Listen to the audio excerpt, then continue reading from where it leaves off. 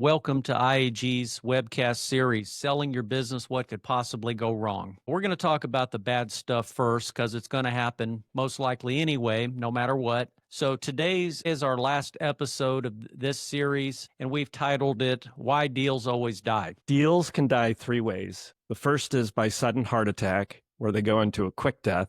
The second is by accident, no fault of anybody's, and that's when they go into a coma. And by mistake, and it stops in its track, or it can be long and sometimes very exhausting. But in many cases, the deal can be resurrected, or they come back in the form of a new life. I'm Jason Hullender, CEO of IAG M&A Advisors. And I'm Joe Lieberman. I'm the Senior Managing Director of IAG Advisors. There are three causes of death. First is circumstances, outside anybody's control. The second is the buyer. The buyer may not be forthright. The third is the seller. It's really not unusual for a deal to die three times. I'd like to tell everybody to keep this in mind. This episode is about how deals die. It's not the fun stuff. It's not how they survive. We could talk about the great deals that go extremely well from start to finish, but that's not as interesting. So a little bit about IAG. We guide our clients who have built their companies from the ground up through a very messy, bumpy, once-in-a-lifetime moment. They find themselves ready to go on to the next chapter. They want to extract their wealth and transition their legacy. Basically, they want to cash out and go on that dream vacation. The problem is that they don't have the experience, the bandwidth, or the trusted advisor to get them through the process. And it's personal to me, as you know, Jason. I built my business from the basement of my home, and over 15 years, I grew it. But what I ended up growing was a very big engine that required a lot of fuel. I'm very proud of it, but I was exhausted after 15 years, and I felt like it was time to extract my wealth and transition into a new chapter. So I get it. I get the exhaustion. I get the wanting out. And I especially get the need for a guide to help our clients. IAG helps prepare clients for the market. They identify the buyers, negotiate the transaction, and close the deal. We've guided our clients through hundreds of transactions for the transfer of billions of dollars in wealth. And Joe, in one of our War Room sessions, you talked about a deal that really stuck with us. We call it Lead in the Land, and it's a story we're featuring today in this webcast. Yeah, it's a story about how a deal can die by circumstances outside anybody's control. And it's symbolized to us that we will literally do anything to get a deal done. Consequently, our clients extract their wealth and transition their legacy. And from time to time, we get to check on them while halfway across the world enjoying their time off. It's my pleasure to introduce Jason Hullender, CEO of IAG, who literally grew up with this business as a child over 25 years ago when his father founded the business. He has been negotiating deals since he was in diapers. I think he's just been telling war stories on the playground, got used to it. Some of them are true, some of them weren't.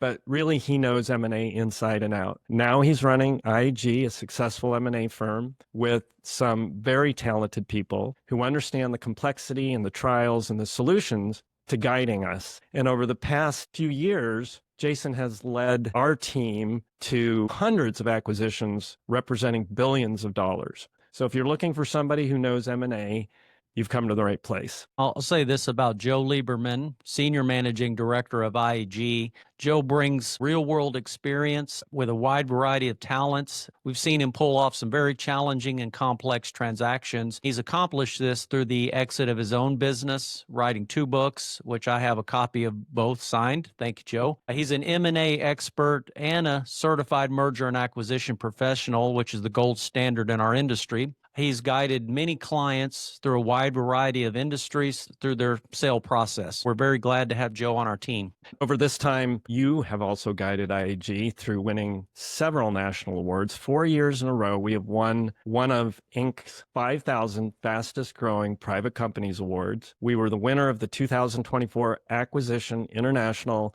Best Global M&A Advisory Firm. That's a mouthful.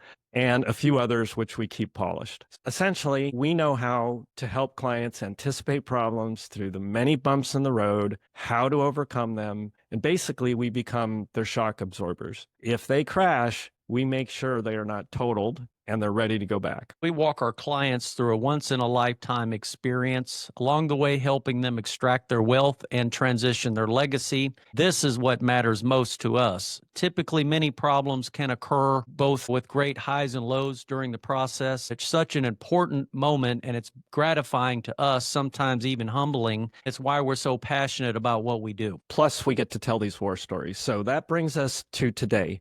We're going to cover what happens after going to market, identifying a buyer, getting an offer, and then not closing the deal. We call it why deals always die. It's not always a smooth ride. It's like running that marathon. The chutes don't fit, or they added an extra mile, or you don't have any water. They don't always die. Sometimes they never get sick and everything goes smoothly. Sometimes they'll get ill but get better fast, and sometimes they don't ever recover. As we've learned in episode 1 and 2, a seller should be prepared for 1, the valuation shock, 2, having an expectation bias of the value of their business, and 3, be ready for a due diligence nightmare as they go through the process. Also, we talked about getting seller's fatigue, which is very real. Buyers are not always telling the truth, and sometimes we have to dig a little deeper. And even being prepared for that, a deal can still die. And it's humbling to us to know that we can't count on everything. So Jason, let's get started with our stories. Each of these stories are true, but the names and faces have been changed to protect the innocent. And I'll set them up, get them started. Joe will finish them. He'll reveal whether they actually died or if it was a false alarm or came back in another form. The first story today is called Lead in the Land. IAG met Roger. He was a 84-year-old, very young man, grew up working with his dad as a teenager, helping sort through scrap in the metal yard. And over the years, Roger transitioned into a large-scale lumber yard, generating about $60 million a year, consolidating lumber and selling primarily to construction companies in the area and multiple states and smaller other lumber yards. On the property, they had railway access with a rail spur about 50 yards long. They were pretty close to a major waterway, allowed for distribution of the lumber. This was the prototypical American business story. Built it from the ground up, a strong family union. Roger had built a small business in a small town into a small empire. Roger was a big fish in a small pond. Now, how's that for a kickoff, Joe? It's a good start. This was definitely not a high-tech business. When I walked in there, they were still completing invoices on paper. They had typewriters. They had ribbons stored. They had binders all over the countertops. They had forms they were using in triplicate. It was like coming out of the 1970s. There was wood paneling from the 70s. The shelving was broken. Office staff were wearing clothes from the 70s. There weren't plants. I think there was even dust from the 70s. Roger's daily routine was the same thing he had done for 50 years. He came in, he reviewed the invoices, he placed the large orders, and then he would talk to major clients. Essentially, everything he did was routine. He was pretty old school, and it worked well. He never really thought about retiring, even though obviously he had to at some point. And at the age of 84, his family encouraged him to do that. But he didn't have an exit strategy other than selling the business. Before we got engaged, I met with him and his family 4 times. He had his wife, he had a son who happened to be an M&A attorney, which helped greatly. And we established trust and got to know each other on a personal level. To me, that is part of what this is all about, is to watch and witness what goes on with the people. Roger was a really tough cookie. He ruled his kingdom. He was a big fish in a small pond, as you said. He knew his business. He felt it had a very high value, and he wanted to look that buyer in the eye. So we got started. We put a full evaluation together. We put the offering memorandum together, decided on a price, and then we went to market. Immediately after that, we got strong interest, mostly from investment companies. And over the course of 2 years, 2 of those deals came and went. That's not the story. Then a large consolidator came in, company that was generating billions of dollars. Their focus was in hard assets, commodities. They sold to lumber yards. They had steel. They had other, as I said, hard assets, and they felt that this would be highly strategic. It would allow them to feed product into this company's client base and then expand the products, the lumber, et cetera, to additional locations that weren't already available. So it was a really good fit. What happens next was pretty much out of a movie scene. The owner of this billion-dollar organization flew in on a private jet. He had an assistant with him. He only had 2 hours and no time to go to lunch. So what we did is we toured the yard, we talked throughout, got to know each other, and it was very apparent that we had two very strong personalities. One who was the mayor of the town, and one who was a business mogul, like out of the TV series Succession. 2 hours later, we met in the office, that 70s style office. They had gained trust, they looked in each other's eyes, and they shook for a $40 million deal. And then off we went. This is when we started due diligence. Well, they had a team of about 10 professionals. The due diligence process was organized into different categories like legal, financials, organization, human resources, environmental, and probably more than that, Joe, I'm sure. Right.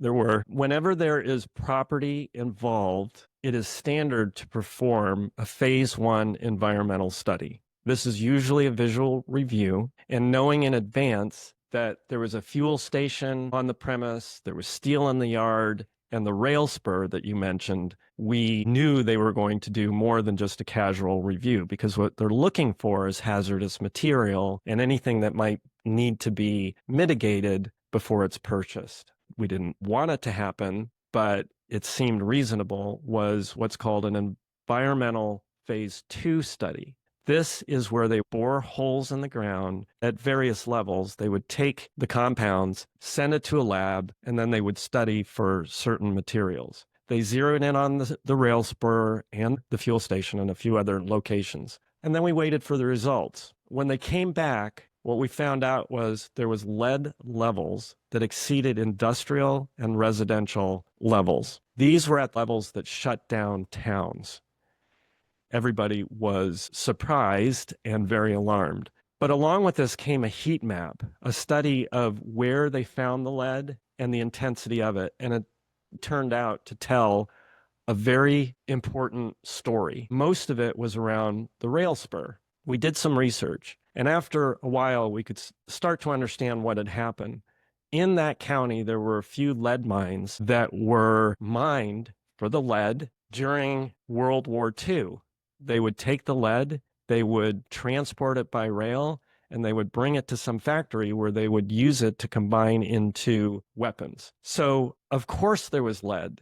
They had a rail spur, trains were going back and forth, and dust from the lead very likely seeped into the ground. And that's why it was there over 50 years. So it ended up stopping everything right in its tracks, no pun intended. There was a huge liability for this billion-dollar company, and rightly so. They weren't just buying a smaller organization. They had a lot of assets attached to it, and they weren't sure how to proceed. Now here's Roger. He's had this property for 50 years. He didn't know anything about it. He watched as his business thrived over time. Nobody got cancer. Employees worked well. There just was no alarm, and it wasn't his fault. He also wasn't sure how this could affect a deal since it had nothing to do with his business. Nobody expected this, both sides of the equation, of course. We weren't sure if we needed to report to the state. We didn't know how much the mitigation, the cleanup would cost. It could be in the millions. This billion-dollar corporation that was about to buy it was buying the property, and they saw it as too much risk. So the deal died. It went flatlined after we had negotiated everything. But there were too many questions for the buyer, as we talked about. They were actually considering moving to another property or walking away, or perhaps just waiting for the seller to clean it up. We're now 2 years into it, and Roger and his family were devastated. There was nothing else we could do but just wait, because we weren't sure what the buyer was going to do, and he was continuing to operate his business. 2 months passed, and the buyer decided that they would move to another property, and they wanted a lower purchase price. They wanted to value it in terms of the risk that they were taking on, because they were still taking material from a property that had lead on, as any negotiating party might do. Roger went from being a happy-go-lucky guy, the mayor of the town, to somebody who was extremely unhappy. And he was starting to lose weight. You could see the stress in him, and both parties were extremely frustrated. Over time, we were able to make a deal. We ended up resuscitating the relationship. We figured out how to work with the regulatory bodies, and we also identified what had to be done to mitigate the risk. A new handshake was made, maybe not as strong as the first one. And the weekend before the signing, Roger fell ill. His stress level was just too high. He went into the hospital. They kept him overnight. And then he ended up recovering enough for them to allow him to leave. On the day of the signing, I was there with his wife, putting his pants on while his son was on the phone, talking about the definitive agreements so that we could get him to the signing and have $30 million wired into his account. Roger is now on to his next chapter. He's very happy, and that's just how it goes. Wow. That was really a David and Goliath type of story. A large corporation versus a small company. They found lead in the land. It almost killed the deal, and then went from the hospital to the signing ceremony. This is one of those deals where it died a few times during the process from circumstances that they couldn't control. Maybe Roger waited too long, but they definitely could have cleaned up the dust from the 1970s in the office prior to the buyer visit. The next story we're going to talk about it's called disorderly conduct. This is an example of how full disclosure from a buyer was not provided during the process. It fits into all buyers or liars episode. The client was a meat packing company that worked with processing cows, deers, hogs. It was a family-run business run by a husband and wife. They had built a great reputation over the decades. I had a 6-month backlog of work, and they also had a very profitable retail side of the business. They sold their own branded meats and specialty items, gourmet sausages, and high-end brats. They were a really well-run company. They had over $1 million in adjusted EBITDA, and we expected a minimum of $3.5 million, possibly much higher, plus the value of the property. That's when the first deal died. There was a family that was interested. They came down, they spent time, we negotiated, we signed an LOI, and then within a couple of months, they decided they didn't want to move the family after that. Then the second deal died. A guy from a major metropolitan area came in. He had a relationship with the city ballpark. The city really loved the brats, enough so that they wanted him to bring them in and have his own location within the ballpark. But he needed the volume of product to be able to support this. He felt the meat packing location was a perfect fit to expand. The last episode, we talked about a breakup fee. This story is the opposite scenario. The buyer wanted exclusivity to take the business off the market, but the owner had experienced 2 other deals that had died, so we decided that there would be a fee to take the business off the market. This is called an exclusivity fee. It makes the buyer put skin in the game, but the buyer never wants to put down any money, so it's a good sign when they do. This fee was $25,000 held in escrow by IAG. Both parties would then need to agree to release it. So it wasn't like, the seller had control of it or any one party. Joe, you want to take it from there? As a matter of course, we do look for proof of funding. In this case, the buyer had funds, but they were part liquid and part illiquid. What I mean by that is that there was property in a home he owned that needed to be sold. The bank had already reviewed the situation and had given him conditional approval. Once he had sold the property, he would have the funds to make a down payment and continue on with working capital and have sufficient amount left over for any other contingencies. But the home was part of his mother's estate, who had passed away. It was in a good market, great neighborhood. There was great comparables, but he needed to have an estate sale first, and that took weeks to get done. So we waited. Then he put the house on the market, didn't sell as fast as we wanted to, and then it finally sold. Our seller is being very patient through this entire process. At that point, the buyer went back to the bank with a business plan as required and additional due diligence the bank does once they give conditional approval. They also include background checks. So that's when they learned more about his history. And his history included aspects that would prevent him from getting a loan. No loan from this bank and no loan from any other bank. So this deal died. And in this case, it was because of buyer non-disclosure. A few weeks later, Jason, I got this garbled voicemail, and I'm confident he was not sober. He wanted his escrow back, and we promptly returned it because we got permission from the seller. So we had to regroup. We had our mourning period. We grieved over it. Then we headed back to market. And weeks later, we found the right buyer. There was one situation with one of the partners that was involved. It got a little sick, but it didn't kill the deal. And then it finally closed. Yeah, Joe, that's also what we say here is one buyer's no buyer. So luckily we were able to find another buyer after that one didn't work out. Another case of a deal dying 3 times here. It was not the fault of the seller, but perseverance made it happen. The next story is called Doctor's Orders. We had a family medical practice, one physician owner. They had several practitioners generating revenue for the business, had a great admin staff. The doctor only came in about 2.5 days per week, and he was ready to retire. He originally felt it could not be sold. He wasn't sure who would want to buy his business. He didn't see anyone else buying it, so we encouraged him to consider it and prepare for his exit. It was a healthy business. We knew there could be many buyers interested in a business like his, from consolidators to individuals. So, Joe, you want to take it from here? Right out of the gate, we had great interest. To his surprise, we were fielding calls left and right. We had several interviews. And as we talked about before, with those interviews comes the beginning of seller's fatigue. And he had it. But we ended up meeting a consolidator who we would consider to be a strategic buyer. It's not unusual for an aggregator to build a model where they buy up businesses, in this case, a physician practice, where they would aggregate them and ultimately put them under a similar brand. So they were buying up these physician practices. They were putting better marketing tools into them. They had large contract with vendors. They would house all of the administrative work in one location. So there was a great amount of expense savings to be had. And as I said, it would eventually lead to a single brand. This particular group was backed by an investment group who was raising funds, not only for this purchase, but for others. And even though we had an LOI in place, we also insisted on an exclusivity fee to take it off the market.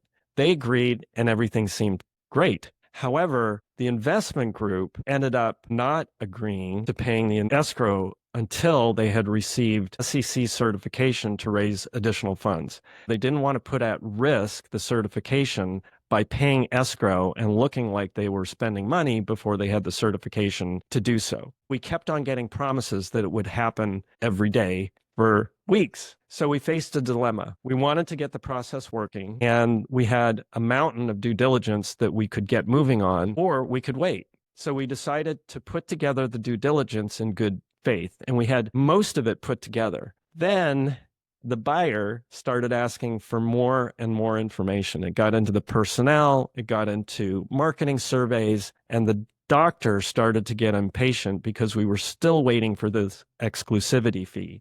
That was his expectation. And at this point, he was requiring that the money be paid. But the buyer who was telling us that we had this SEC complication really couldn't understand why we didn't get it. We were already in the process of due diligence. Why did we not just continue? And on the other hand, the doctor thought that they were not being transparent. So both parties were getting frustrated. Eventually, the SEC certification went through and the escrow exclusivity amount was paid. This is when the two parties got together. They visited the location. They got along great. They were telling stories. It was like they fell in love. You know, they had this engagement. And now they were going to get married.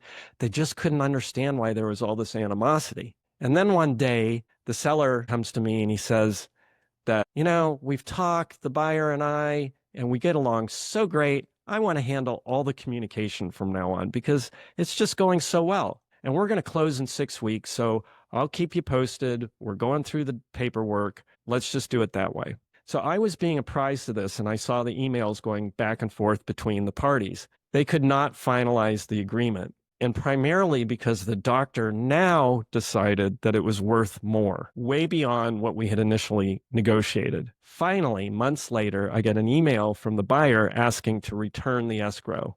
They didn't end up negotiating the deal, and the buyer just walked away. There you have it. Sounds like seller had an expectation bias and that the buyers had not fully disclosed their situation. The seller tried to go it alone and the deal ultimately died. We'll talk about the fourth story here. We had a countertop manufacturer in the Midwest. They did high-end, mostly residential countertops, had great financials. They were ready to go. We call this the countertop conspiracy because there was something going on in the background that we didn't know about. I was personally very excited. They had a great showroom. It was very enticing. Customers would come in on the retail side, and it just was very beautiful. They had a design room where people could review materials and make decisions there. They encouraged interior designers to bring in their clients to talk about other aspects of building the home or refurbishing. At the same time, they knew that the interior designers would be recommending the countertops that were already in the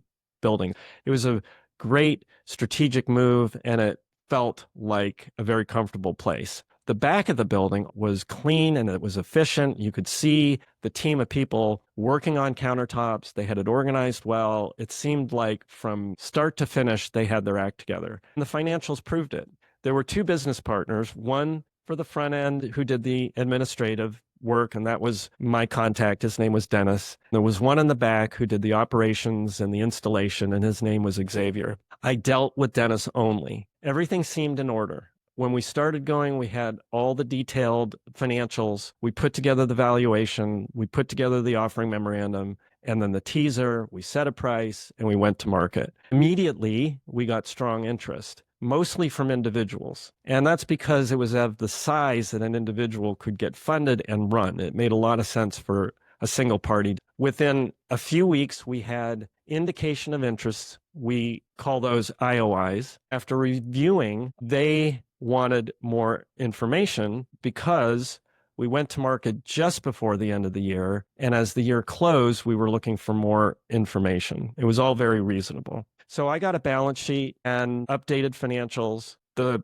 P&L looked great, but the balance sheet didn't, and I had questions. Now, there were no accounts receivable on it, even though this was on an accrual basis. There were more liabilities. It just didn't make a lot of sense. So I was contacting Dennis regularly. He was telling me that it's with the CPA, he'll get everything fixed, not to worry. But he started to miss appointments, and I got odd voice messages from him, and then ultimately I didn't get any response. A couple of weeks later, I get a call from Xavier, is in the hospital for treatment of a drug overdose. That caused Xavier to get into the books, and then he discovered, unfortunately, that Dennis had been embezzling funds. Obviously, the business and the sale had to stop right then, and they ended up shutting down the business and liquidating all the assets. Wow, that was a tough one. Also very rare. True death of a business couldn't be resurrected in this case. We're going to talk about the final story here. Do it now or die trying. Industry segments,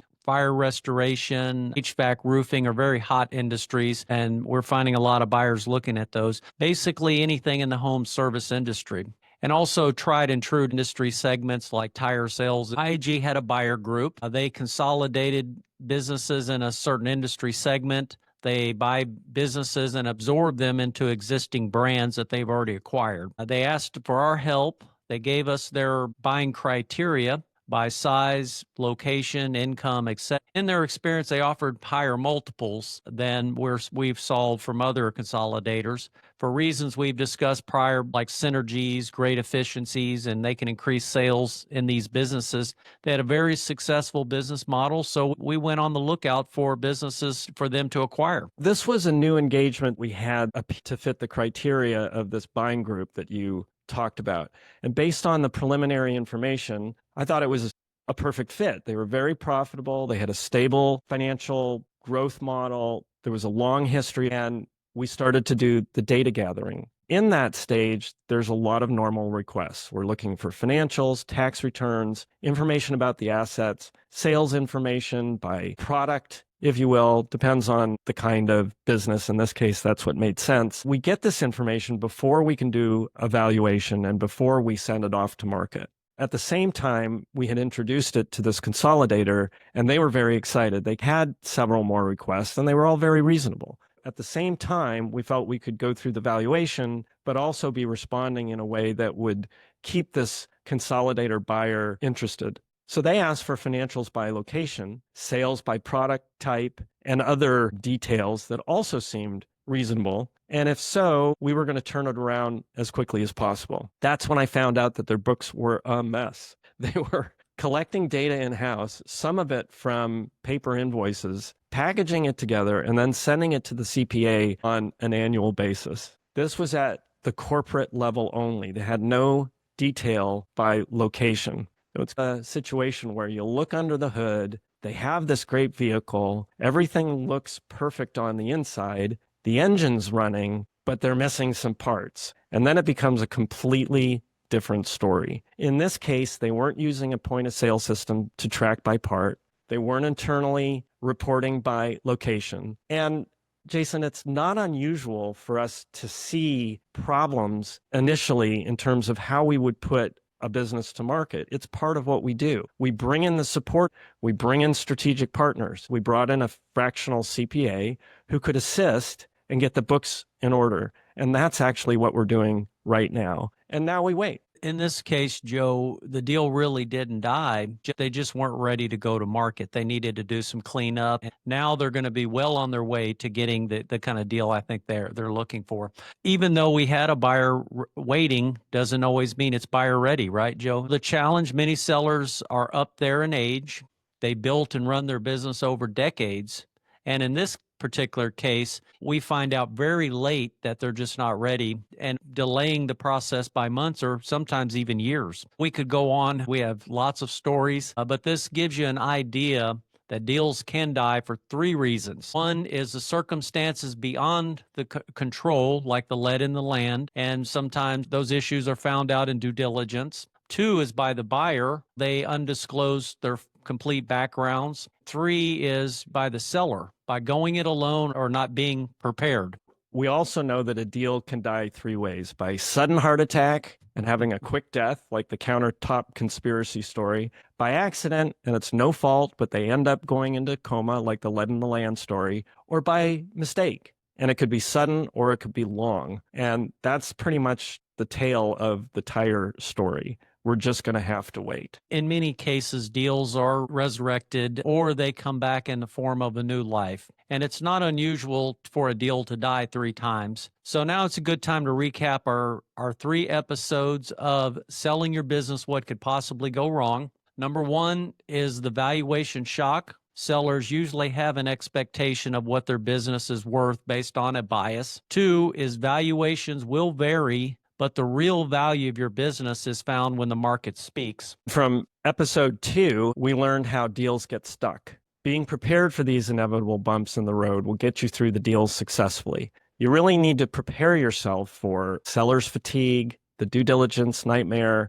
and that some buyers actually might be lying or not disclosing all the truth. And 3 is most deals die before they close. Sometimes they never get sick, but even if they die, they can always come back to life. Just because you have some challenges in the deal doesn't necessarily mean it won't come back. We have some time for some questions. Joe, how often do deals really die after all this? Surprisingly enough, in one form or another, they do die about 3 times. Now, they come back to life, and that's why we're still in business, and we actually do close, and we have closed hundreds of deals. But what we call a death might actually be just another bump. We look like it can't be surpassed, but we end up doing it. It might be with the same buyer, or it might be with a new one. On average, there's usually, let's call it, 3 significant problems along the way. Jason, what is the typical time frame for closing a deal? Typically, it takes about 6 to 9 months on average. We've seen some businesses sell much quicker, within 3 to 4 months. Sometimes they take a lot longer, like some of our other stories we illustrated. They needed to go back and clean up some things. Sometimes you find the issues when you get into the process, but on average, it's about 6 to 9 months. What do you do when a company is not ready to go to market or they have to pull back? We'll be involved as much as is needed. In the case of the last story, we have one of our strategic partners helping this tire sales company put together the books and get it ready for market. Sometimes I have had experiences where I will actually walk the client through getting the financials ready to go to market. And we'll be very patient because we know ultimately that if we don't have those important questions answered, it's not going to sell. So we get patient, we pull back a little bit, and then we get support along the way. Doesn't that maximize the value too, Joe? Right. And sometimes there'll be situations where the buyer has an expectation or a desire to earn more than we think it's worth at the moment. Of course, you don't know until you bring it to market. And then we bring in growth specialists who will help them get prepared for the day that they can achieve their goals. Can you go back to market with different pricing to the same buyers? Absolutely. If the business has done some things to increase the value, like clean up their financials or tighten up some processes, or even if they've hired a general manager that has taken some of the load off, all those things can increase the value. If they've pulled back and they want to go back to market after doing some of these things, we can certainly go to market with a different price. Yeah, and we've done it, and sometimes it's substantially more. So that's all the time we have. This was a lot of fun. Yeah, I really enjoyed it. We have this episode up on YouTube, and we'll keep you posted on season 2. Please be there for it. We'll see you next time.